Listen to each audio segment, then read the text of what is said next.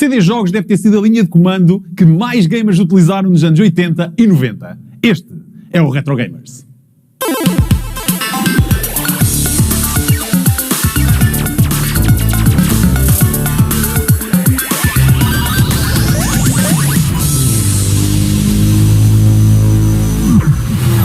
Bem-vindos! Hoje temos um programa especial porque revisitamos os meus primórdios nos jogos. Relembro com saudades o meu 386 DX2 em que joguei alguns dos primeiros jogos. Sokoban, Prince of Persia, Settlers, Lakers vs Celtics ou Pizza Tycoon eram alguns do que eu mais gostava de jogar e todos eles corriam em base DOS. E é exatamente sobre jogos DOS que vamos falar hoje. Para isso temos convidados que vão gostar de ouvir. O Ivan Cordeiro, o Game Verna no YouTube, vai falar sobre a sua experiência com os jogos DOS. Ele tem uma grande coleção e ainda maior conhecimento dos jogos.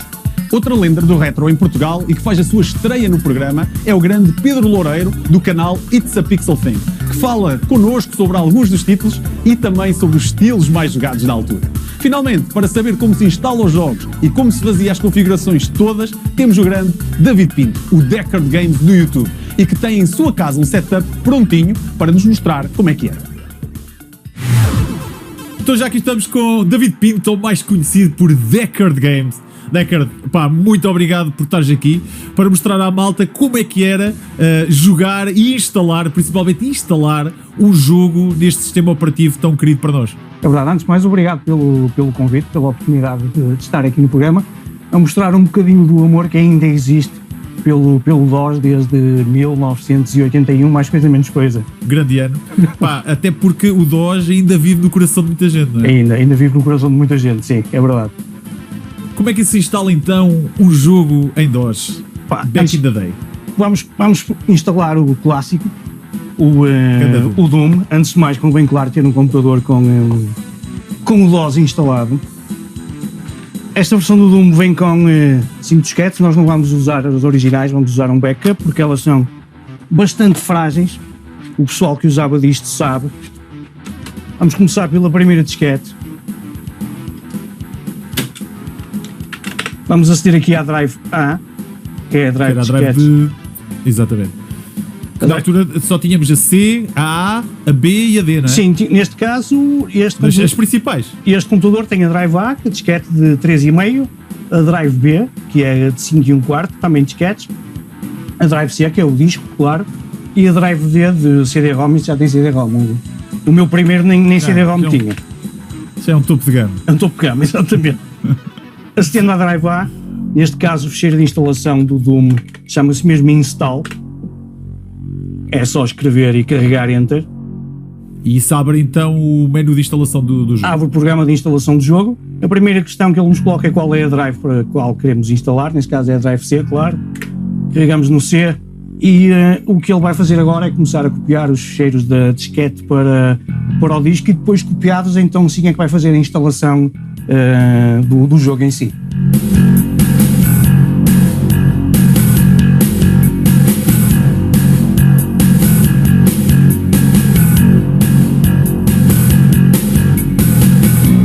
Então agora estamos na última disquete, não é? É, quarta e última disquete do Doom.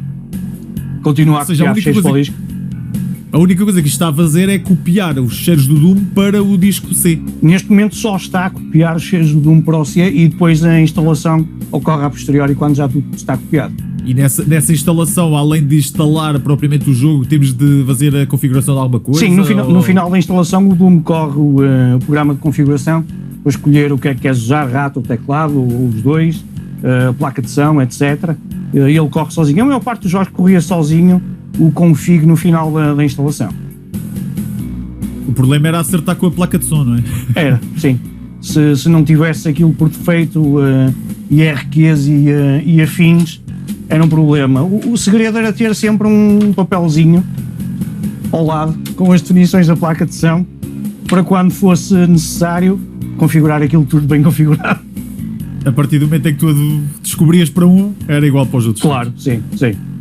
Que tipo de problemas é que nós normalmente encontrávamos na instalação ou ocorrer propriamente dos jogos em DOS?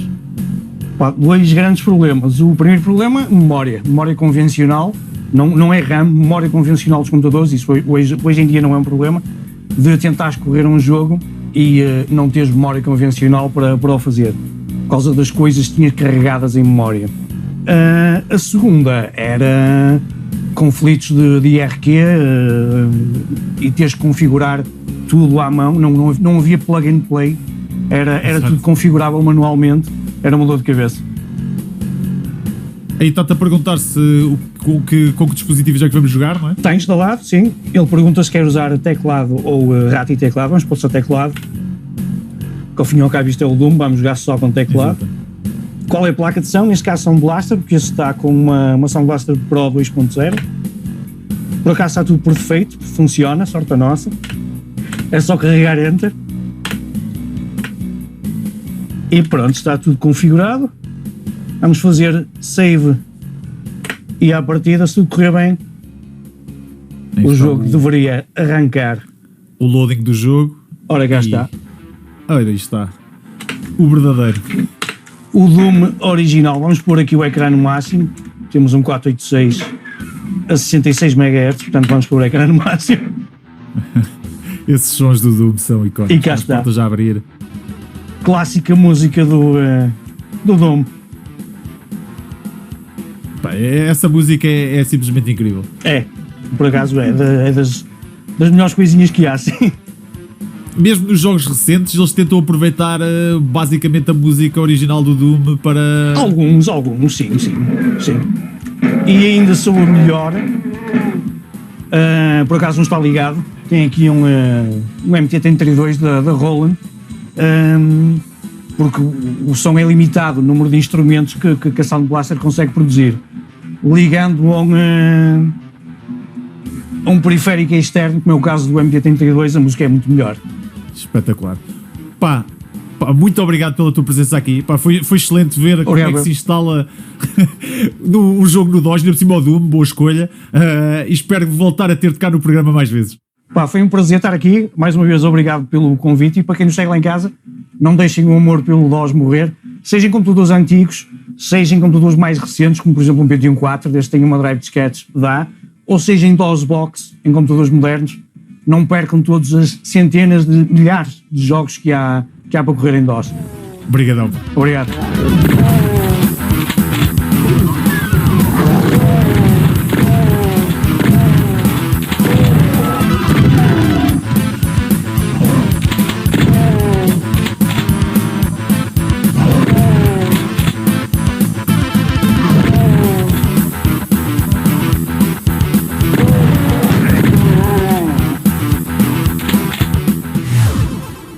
Olá Ivan, bem-vindo aqui ao Retro Gamers. Sei que tens uma coleção invejável de jogos. Hoje estamos aqui para falar de jogos DOS. Dentro dessa temática, quais é que destacas? Já agradeço o convite. Tal como tu estavas a dizer, os jogos DOS para ti foram o teu início, também foi para mim. Eu também comecei com o DOS e num 386 DX2, que é bem engraçado. E se estivéssemos aqui a falar dos jogos todos, estávamos provavelmente aqui até depois da manhã. Exatamente. Mas tenho que destacar alguns, principalmente o Prince of Persia, que foi um dos que eu joguei imenso quando era miúdo. Acho que nunca consegui acabar esse jogo quando era miúdo, porque tínhamos um tempo limite de... Uma hora, não era? Era uma hora, exatamente, tempo limite de 60 minutos para fazer os níveis todos. E era muito difícil quando eu era miúdo de chegar ao fim daquilo. Nunca salvaste a princesa? Acho que nunca consegui salvar a princesa. É princesa? Se calhar donzela. Digamos princesa, princesa da Pérsia. Exatamente. Depois tínhamos coisas... o Prehistoric 2 também é outro que obviamente é incontornável. O 1 e o 2. São dois platformers da Titus, que era uma developer europeia, são jogos muito bons. São platformers muito, como é que eu ia dizer, cute. O que eu acho engraçado no Prehistoric é as cores do jogo. Já na altura, por exemplo, falaste inicialmente do Prince of Persia. O Prince of Persia é muito sombrio, muito cinzentos, apesar do jogo ser a cores, mas o boneco é todo branco. Também tem ali uma diferença de idades, ok? Exatamente. Mas sim, sem dúvida. Mas também o Prince of Persia tinha um estilo de jogo diferente, não é? Porque eram mais masmorras. Mas o movimento do Prince of Persia já na altura era impressionante. Era impressionante devido à captura de movimento, que foi revolucionário na altura, depois foi utilizado em outros jogos, como por exemplo o Another World ou o Flashback. Exatamente. Foi utilizado nesse tipo de jogos, foi muito revolucionário na altura e pá, até hoje, não é? Foi uma tecnologia que evoluiu imenso e nós hoje em dia possibilita-nos ter coisas como, sei lá, Last of Us 2, por exemplo, coisas assim desse género. Ou podes voltar mais atrás, tens o Mortal Kombat, que se não fosse essa tecnologia também não era... Exatamente, foi bastante importante. O Mortal Kombat foi outro que eu joguei imenso no DOS. Infelizmente não apanhei a época áurea das arcades, mas apanhei o Mortal Kombat no DOS, tal como o Street Fighter 2. Também foram jogos que joguei imenso. Aliás, o Mortal Kombat era engraçado que não corria no meu 386, mas o meu vizinho de lá tinha um 486 já era... e já corria, porque tinha 4 megas de RAM, cuidado, não tinha só 2. 66 de processador, não é? Sim, exatamente. Pá, já era muito diferente, não é? Então já corria o Mortal Kombat, mas não corria o Mortal Kombat 2. Mas também joguei imenso com ele o Mortal Kombat, até que depois consegui passar para o meu PC quando tive um Pentium 100. São outros 2 jogos incontornáveis. Mas sim, depois temos que falar em FPS, eu acho que também é incontornável. Doom, okay, que é o avô. Depois temos, se calhar, o bisavô, que é o Wolfenstein 3D.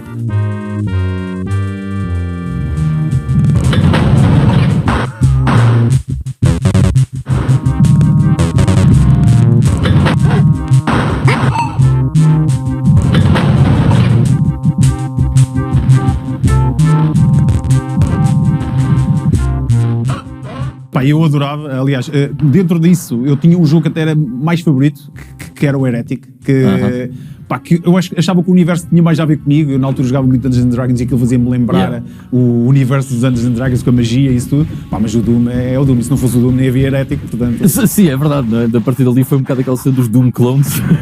Era mas, tudo o jogo parecido com o Doom. Exatamente. Não havia, não havia o nome FPS. É um bocado injusto, mas pronto. Mas o Wolfenstein 3D, eu lembro-me que há bocado estávamos a falar do diretório CD Espaço Jogos, não é? Era CD Espaço Jogos, depois CD Wolf 3D, Wolf 3D, e o Prince of Persia tinha uns truques, uns códigos que se nós puséssemos Prince / qualquer coisa, conseguimos ter mais vidas e... Olha, sinceramente não sabia. Não sabias? Agora já sabes. Lembro-me que tinha vidas infinitas no primeiro pré-histórico. Havia lá uma cena qualquer que se conseguia fazer. Isso era uma das belezas do DOS, é que era quase como se os jogos fossem código aberto. Nós conseguíamos basicamente entrar em... Pois, mais facilmente do que era, muito mais facilmente do que era numa consola. Exatamente. Sem dúvida nenhuma. Dava para alterar uma série de coisas. Estavas a falar de jogos de FPS e de carros. Algum que tu destaques? Epá, naquela altura do DOS, sem dúvida o Test Drive 2. Eu achava aquele jogo fantástico. Basicamente era um F40 e um Porsche 959. Nós escolhíamos um deles e o outro era o adversário. E víamos no cockpit. E na altura era incrível, não é? Incrível. Depois outro que eu também tenho que destacar é o Outrun. Porque muitas pessoas jogaram o Outrun na Mega Drive ou nas arcades, mas a versão que eu tinha acesso era a do PC. Eu também joguei em PC. Jogaste a do PC, ainda com o speaker do PC. Sim, exatamente. Que chateava a tua mãe. Porque nem dava para aumentar nem diminuir a altura. É o que é. Estamos em 91, não é? Exatamente.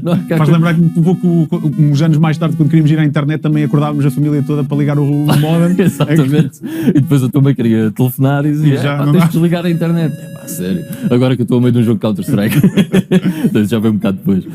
Mas sim, sem dúvida, esses dois, o Test Drive 2 eu acho que foi o que eu mais joguei dos dois, com todo o respeito ao Outrun, mas a cena do cockpit eu achava que era eu ainda gostava, ainda tinha o Lotus também. O Lotus Challenge? Sim, também joguei bastante esse. No fundo, é a mesma tecnologia que é utilizada no Outrun, em termos de... Sim, dá aquele realismo de velocidade. E a sensação de 3D, que no fundo não é 3D, é pixel-based, mas dá essa sensação de 3D. Tens outros jogos de terror, como o Alone in the Dark, por exemplo. Joguei, e se não fosse o Alone in the Dark, provavelmente não tínhamos, eu sei que é um dos teus jogos favoritos, o Resident Evil. Se não fosse o Alone in the Dark, não tínhamos chegado lá. Hoje em dia, o pessoal olha para aquilo e fica um bocado de pé atrás. Sim, é aquele jogo que envelheceu mesmo muito mal. Muito mal, não é? Quer dizer, são aqueles polígonos super quadrados. Depois o jogo tinha... que na altura não era um problema, mas hoje em dia é que é muito lento o jogo. Onde é que a andar aquilo é... Se o pessoal fala mal às vezes de isto tem tank controls no Resident Evil, se vocês jogaram lá no Dark, meu Deus do céu. Mas era engraçado porque esse jogo, se jogares o primeiro principalmente, depois jogares o Resident Evil, tu vais ver ali muitas presenças, nem que seja logo no início, quando tu abres o baú para tirar a shotgun, logo no início do jogo, também tens uma situação parecida no Resident Evil. Sim. Aliás, o próprio baú em Resident Evil é uma coisa... É uma imagem de marca. Sempre, uma imagem de marca. Não, sem dúvida nenhuma. O Alone in the Dark acaba por ser o precursor desse género. E depois queria só destacar o Phantasmagoria. Quando entramos na cena dos CDs, ok, ainda no DOS, mas quando entramos na cena dos CDs, o Phantasmagoria, que ocupava, já não me lembro se eram 5 CDs ou uma coisa assim do género, cheio de FMVs, aquela moda dos jogos de FMV, que foi um dos jogos de terror que foi mais badalado na altura, porque pronto, tinha cenas mais hardcore. Exatamente. Aliás, esse jogo chegou a ser banido em alguns sítios. E é um jogo importante. Aliás, dentro dessa altura tínhamos também, por exemplo, o Seven Guest. Que também é um jogo de terror, também na onda do Phantasmagoria. Na onda, é dentro da mesma categoria. Pá, mas tínhamos aqui... E deve haver mais, tipo, é para certeza que há milhares que nós não jogámos. Por acaso, eu tenho um soft spot por jogos desses de FMV, porque são tão maus que acabam por se tornar dá a volta, né? Dá a volta, exatamente. O Seventh Guest também tem a sequela, o 11 Hours. E agora, mais tarde, ainda teve o 13 Doll, que é um remake feito por fãs, que respeita por completo o material original. O original. Com os mesmos géneros de jogo, com as mesmas motion de vídeo horríveis, mas que é incrível. Ivan, pá, muito obrigado por teres vindo cá. Obrigado. Foi incrível ter-te cá e queremos cá mais vezes. Sem dúvida. Obrigado. Vamos até a casa do Pixel, porque ele também tem algo interessante para nos contar. E já aqui estamos com o grande Pixel. Pixel, muito bem-vindo aqui ao Retro Gamers. É um prazer para nós enorme ter-te aqui finalmente. Obrigado. Prazer é meu. Estamos aqui... Obviamente. Estamos aqui hoje para falar de um tema que para ti é muito querido, que é basicamente os jogos para DOS que marcaram em muito os gamers mundiais. É verdade, é verdade. E lá está, quem começou com os ZX Spectrum e com os computadores pessoais, computadores caseiros, era uma evolução normal, passar de um ZX Spectrum para um Commodore Amiga e depois para MS-DOS. E realmente os jogos em MS-DOS marcaram bastante. E principalmente no meu início de carreira como jogador de MS-DOS, os jogos que mais marcaram foram os point and clicks, as aventuras gráficas point and click, que antes de serem point and click, lembro-me das primeiras aventuras gráficas da Sierra Online, por exemplo, serem ainda baseadas em texto. Tínhamos que teclar os comandos, as ordens que nós tínhamos que dar ao Larry, por exemplo, o Larry, o maroto, o Larry da Sierra. Exatamente. Nós tínhamos de teclar as ordens e não era point and click com o rato, não é? Inicialmente era tudo à base do teclado e depois lá veio a Lucasfilm, antes de ser LucasArts era Lucasfilm, que agora está de regresso, parece que vai regressar, ainda bem. Mas a Lucasfilm depois veio com o Maniac Mansion, que foi também das primeiras aventuras gráficas que eu joguei. Aí sim, já introduziram a questão do point and click, o apontar e clicar com o rato, porque antes disso era tudo à base de texto e de teclar com o teclado, os comandos, e tínhamos que perceber bastante bem inglês, porque aquilo não era em português, não é? Vinha tudo em inglês. Exatamente. E nós tínhamos que saber os verbos em inglês, tínhamos que ter um conhecimento mínimo de inglês para conseguir avançar naquelas aventuras fantásticas. Tu estavas a falar inicialmente que eram as Test Adventures, também faziam muito em RPGs na altura. Exato. E falaste de um jogo incrível, que é o Larry, que ainda hoje recebemos, e há bem pouco tempo, um jogo do Larry. É verdade. Dentro desse universo point and click, obviamente que jogos como o Indiana Jones para mim marcaram-me extremamente. A mim marcou-me, é um dos meus favoritos. Depois do Secret of Monkey Island, do primeiro e do segundo, veio então, por exemplo, do Indiana Jones baseado no filme, no terceiro filme da saga, que foi o The Last Crusade, a Grande Cruzada em Portugal. Veio depois o Fate of Atlantis, que é para mim a melhor aventura de sempre, porque eu sou um grande fã da personagem. E o Indiana Jones, Fate of Atlantis, é daquelas histórias que deveria ser convertida em filme. É simplesmente soberba. Depois tivemos o Day of the Tentacle, que foi a continuação, digamos, do Maniac Mansion. O Day of the Tentacle foi fantástico. Lá está, as aventuras gráficas da Sierra e da LucasArts estavam sempre ali, taco a taco, tentar competir uma empresa com a outra, a ver quem fazia a melhor aventura gráfica. A LucasArts com a sua, digamos, parvoeira normal, porque eram histórias completamente estapafúrdias. O Day of the Tentacle é um exemplo disso, o Monkey Island é outro exemplo de completa maluqueira daquelas quatro personagens que criaram os jogos, o Tim Schafer e companhia. Mas lá está, outro género, para além dos point and clicks, que eu adorava jogar em DOS, porque eu venho de uma geração das arcades, não é? Exatamente. E junto das arcades havia as máquinas de flippers, não é? Dos tilts e companhia. E então, Houve ali uma série de jogos, tanto no Amiga como depois em MS-DOS, jogos de pinball, que me marcaram bastante. O Pinball Dreams 2, mas também houve o Pinball Fantasies, que é um jogo de pinball dos mais brutais e fantásticos que existe. Lá está, isto para jogadores old school como nós faz sentido, mas para jogadores mais novos, jogar jogos de pinball se calhar não é assim tão divertido, mas para nós que vivemos a época das arcades, não é? Era a única hipótese que nós tínhamos, jogar a jogar pinball em casa. Em casa, exatamente. Apesar de também haverem arcades que simulavam a pinball. Lembro-me de uma que estava em todos os cafezinhos e todos os salões de arcada. Foi a primeira arcade que eu vi que simulava o pinball, apesar de haver máquinas de pinball físicas ao lado. Exatamente. Depois... Aliás, o próprio pinball, se formos a ver na era do Windows 95, 98, o próprio jogo de pinball era dos jogos mais conhecidos dos Windows, que vinha incluído no sistema operativo, exato. Exatamente. O Windows continuou essa onda de pinball. É verdade, mas lá está, para jogadores old school faz realmente todo o sentido. Quem viveu a era das arcades com as máquinas de flippers mesmo ali ao lado, onde as bolas ficavam entaladas lá entre o vidro e já amartelada e chamar o técnico de 5 em 5 minutos, tínhamos que chamar o técnico para vir resolver a situação. Mas sim, depois a LucasArts, para além de aventuras gráficas, também pegou na saga do Star Wars. E o Star Wars teve simuladores espaciais baseados na saga Star Wars. Primeiro o X-Wing, depois veio o TIE Fighter, veio o X-Wing versus TIE Fighter. E depois, um bocado na onda do Doom, do maravilhoso Doom que toda a gente conhece, Doom e Doom 2, veio o fabuloso Dark Forces, que foi, digamos, o primeiro jogo onde nós podíamos estar dentro de um universo Star Wars. É um first person shooter, e foi a primeira oportunidade que nós tivemos para estar mesmo dentro, nos sentirmos dentro do universo Star Wars. E este Star Wars Dark Forces, o primeiro, o segundo também é muito bom, mas o primeiro marcou-me bastante. Isto é de 95, foi no ano em que saiu o Windows 95, obviamente, mas nesse ano e nos seguintes ainda se fizeram muitos jogos exclusivos para MS-DOS. Mas eu lembro-me da altura do Doom, houve um jogo também de DOS que eu adorava, que era o Heretic. Penso que ainda é DOS, ainda é DOS. E o Exan, que veio depois, também é DOS. O Exan é o a seguir, e nasceu o Exan 2. E o Beyond, exatamente. Esse jogo para mim, eu adorava o Doom, mas esse jogo ainda me marcou mais porque acho que era uma cena que me puxava mais para a fantasia do jogo. Exatamente. Deves ter gostado também do Rise of the Triad. Exatamente. Esse claro é brutal. Sim. Eu, salvo ver, tive um remake recentemente, há uns 10 anos talvez, ou qualquer coisa assim. Acho que teve um remake qualquer. Ouviu-se falar novamente do Rise of the Triad. E depois, já agora estávamos a falar no Doom, tivemos a Apogee. Lembra-se da Apogee? Não é? Que depois se transformou em 3D Realms, salvo erro, e depois também fez ali a parceria com a id Software, da malta do Doom. Essa malta, no final dos anos 80, tinham uma forma diferente de partilhar os jogos. Eles ofereciam o primeiro capítulo, não é?